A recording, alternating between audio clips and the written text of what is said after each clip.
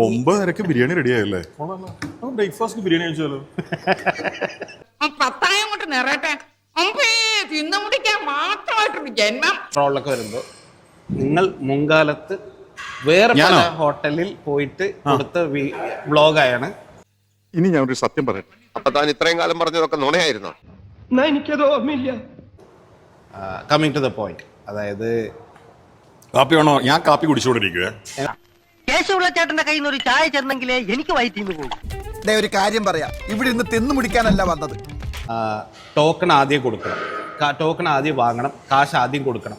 എനിക്ക് നീ മതിയായിട്ടില്ലല്ലേ? ഇങ്ങനെ കിട്ടുന്നതിന്റെ രീതിക്ക് ഇവർക്ക് പൈസക്ക് ആർത്തിയാണ്.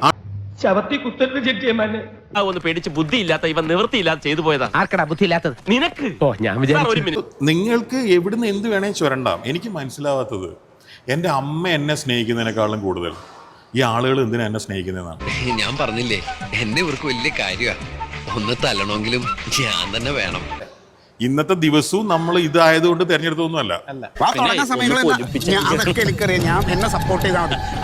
ഈ സമയം ഈ റെസ്റ്റോറന്റിൽ ആരും ഇല്ലാതിരിക്കുന്നുള്ളതുകൊണ്ടാണ് ഈ സമയത്ത് ഇന്നത്തെ ദിവസം നമ്മൾ ഇവിടെ ഇരിക്കുന്നത്, അല്ലേ?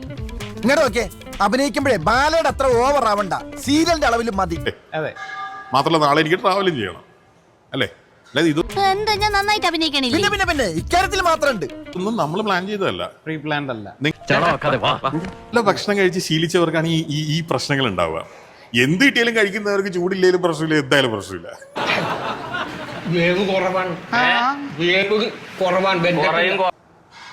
ഇത് റൂം ടെമ്പറേച്ചറിലാണ്. കുറച്ചു ദിവസം ഞാൻ ശ്രദ്ധിക്കണം, താന്തി ഒളിച്ചു കളിക്കണത്. അവര് വെള്ളം പോലെ ഇരിക്കുന്ന ഐസ്ക്രീം കഴിക്കും. ചെറ്റവർത്താനം പോരല്ലേ, മനസ്സിലായോ?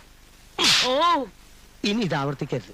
ഇത്രയും സമയമാകുമ്പോഴേക്കും 342 പിന്നെന്തിനാ മാർക്കറ്റ് ചെയ്യുന്നത്? വണ്ടി തള്ളാൻ വേറൊരു തന്റെ സഹായം വേണ്ട.